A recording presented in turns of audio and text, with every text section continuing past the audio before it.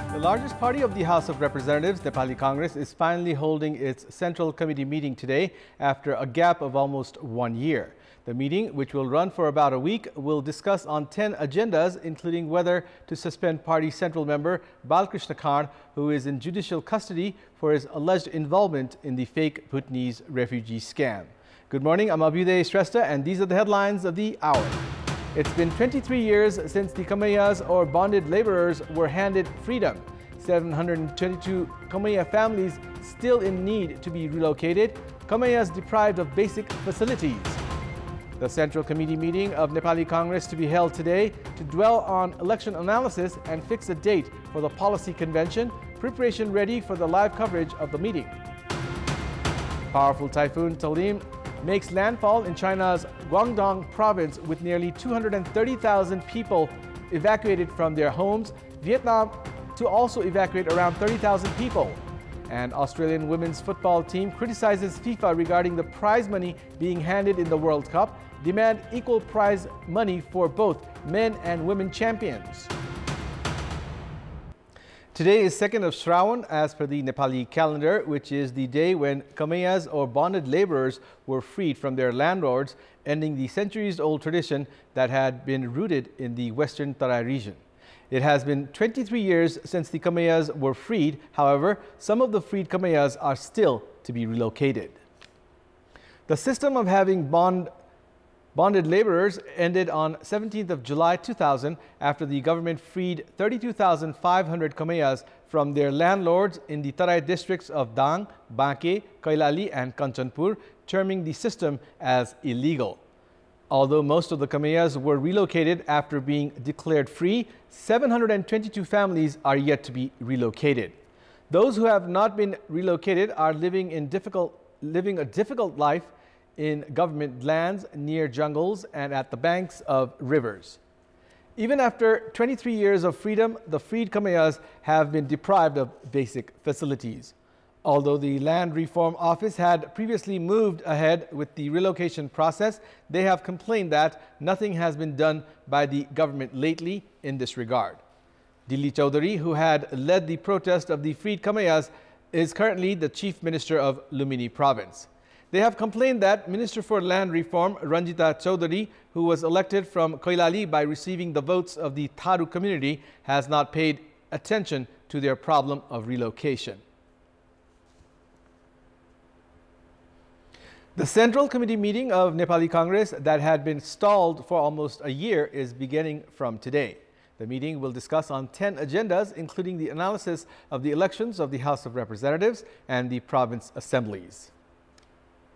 The meeting of the office bearers and former office bearers held at Party President Sher Bahadur Deuba's residence yesterday decided on the agendas for the Central Committee meeting that begins today. The meeting will dwell on the election analysis, policy convention, analysis on government performance, giving full shape to its sister organizations and departments, contemporary issues, among others. The Central Committee meeting will also hold discussions on whether to suspend Party Central member Balkrishna Khan, who is in judicial custody for his alleged involvement in the fake Bhutanese refugee scam. Party President Deuba has proposed to broadcast the proceedings of the Central Committee meeting live on Facebook. However, a decision in this regard has not been taken yet. Nepali Congress leaders have informed that the Central Committee meeting will continue for about a week. Government secretaries have expressed their concern regarding what they say is a biased treatment between political leaders and government officials during investigations into the infamous Lalita Niwas land scam of Balwatar. A meeting of the secretaries was held yesterday after Secretary of the Ministry of Communications and Information Technology, Krishna Bahadur Raut, was arrested for his alleged involvement in the Lalita Niwas land scam. The secretaries have concluded that the treatment of the government officials during the investigations is to drop the trustworthiness of the administration.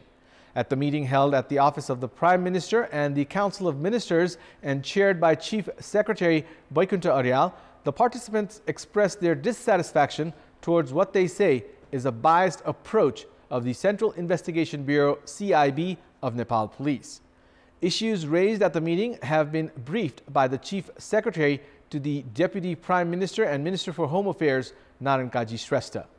Agenda of the regular meeting of the secretaries included assessment of past decisions, work plan for implementation of the budget, economic good governance, and the infrastructures of the Office of the Prime Minister.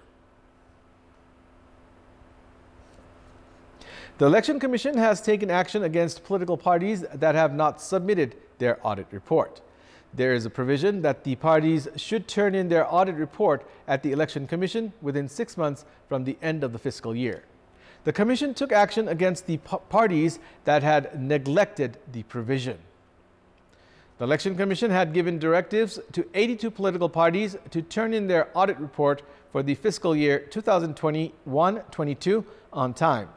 Out of the 82 parties, the Commission has fined 39 parties 7,000 rupees each for not turning in the audit report. The Commission has also directed the 39 parties to make public their audit report within a week. The Election Commission has also sought clarification from 16 parties that failed to present their audit report on time. The Commission has fined 8 parties 20,000 rupees each for not presenting their audit report with clarification. The Commission has directed the parties to carry out the audit and make the report public within 6 months. The Election Commission has informed that the remaining 4 parties were fined 10,000 rupees each, while 4 other parties were fined 15,000 rupees each. Meanwhile, the Commission has handed warnings to 12 parties that delayed in turning in their audit report. The budget endorsed by both houses of the Federal Parliament came into implementation yesterday. The major responsibility of the session of the Parliament was the endorsement of the budget. Following the endorsement of the budget, the government has made an effort to extend the session. Both houses of the Parliament are at halt for a while. The meeting of the National Assembly called for yesterday was postponed indefinitely. The meeting of the House of Representatives has also been called after 9 days. There are 12 bills in the House of Representatives and 3 in the National Assembly. 2 bills are under observation at the House, while around 10 have already reached the committees. Meanwhile, 2 bills have also reached the National Assembly, while discussion is underway on 1 at a committee. Serious discussions on 11 bills that have reached the committees have yet to materialize. The absence of section-wise discussion on the bill at the committees and no new bills at the House have led to the delay of the meeting. Many bills require political consensus. For this, the political parties have yet to initiate serious conversations, and the impact is also being seen at the Parliament. Instead of assigning tasks to the Parliament, the government has also been engaged in minor political disputes. Only 1 bill, other than the budget, has been endorsed from the 7-month term of the House of Representatives. Despite the effort for the extension of the Parliament session, the government intent on proceeding with additional bills does not seem adequate. It's time now for our segment Public Pulse, where you text us with your opinion. Public Pulse. Here's the question. Which entity must be more responsible for budget implementation? Your options are A, political leadership, B, administrative mechanism, and C, public monitoring. The voting is on. Type NEWS, select your option A, B, or C, and send it to 34001 to share your opinion with us. Improvement in external economic indices has been seen in the report of the 11th month of the economic and financial situation of the country prepared by the Nepal Rashtra Bank. However, the government has not been able to generate revenue, while in the absence of revenue among the consumers, the marketplaces have gone quiet. In addition to that, the budget introduced by the government for the new fiscal year is centered on generating revenue.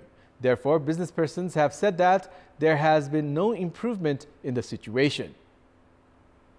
The government had aimed of generating 1.4 trillion rupees last fiscal year. However, by last Sunday, the government could only generate 957 billion rupees, which is only 68.21%. Failure to generate target revenue has been attributed to the lack of market activities. Income of consumers has not increased in relative comparison to inflation, which has reduced demand. Industries are operating at 44% capacity, while many shutters have gone vacant. Business persons have attributed this market situation to the strict monetary policy of the Nepal Rashtra Bank and the interest rates increased by the banks. Industries and business persons have said that as the budget for the new fiscal year is also focused on generating revenue, it has not been able to revive the market. 500 billion rupees have entered the banking mechanism. Industries and businesses have not taken loans as there is no immediate increase of demand or revival of the market. With transactions of the real estate sector at a slow pace, around 300 cooperatives are not in the state of returning deposits. This has also hampered the market activities. In our public voice segment, we had asked people in several provinces what should be done to ensure sanitation in the cities. Let's take a look at what they had to say. Public voice. हामीले नगरपालिकाको आश गर्नुभन्दा सट्टा हामीले आफै घरको फोहोर आफै व्यवस्थित गरेको राम्रो हुन्छ। जताततै फोहोर फाल्नु भएन। नगरपालिकाले नयाँ योजना ल्याउनु पर्यो र जताभावी फोहोर फाल्नेहरुमाथि जरिवाना लिनु पर्यो। जबसम्म जनतालाई जागरुक हुँदैन तबसम्म यो नगरलाई सफा जे गरे पनि हुन्न। वरिपरि भएको फोहोरलाई आफूले उठाउने सफा गर्ने। फोहोर पहिला चाहिँ सुरक्षित ठाउँमा फाल्यो भने त्यो कुरा चाहिँ एउटा मेन्टेन हुन सक्छ। सफा सुग्घर राख्नको लागि चाहिँ समुदायको र स्थानीय सरकारको बराबरी रूपमा चाहिँ कोअर्डिनेसन हुनुपर्छ। जनतालाई चाहिँ परिचालन गर्न सक्नु पर्यो। सरसफाइमा ध्यान दिनु पर्यो, बोट बिरुवाहरू रोप्नु पर्यो।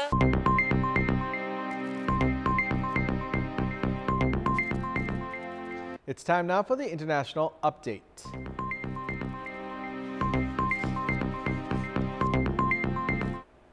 Powerful typhoon Talim has made landfall in China's Guangdong province with nearly 230,000 people evacuated from their homes.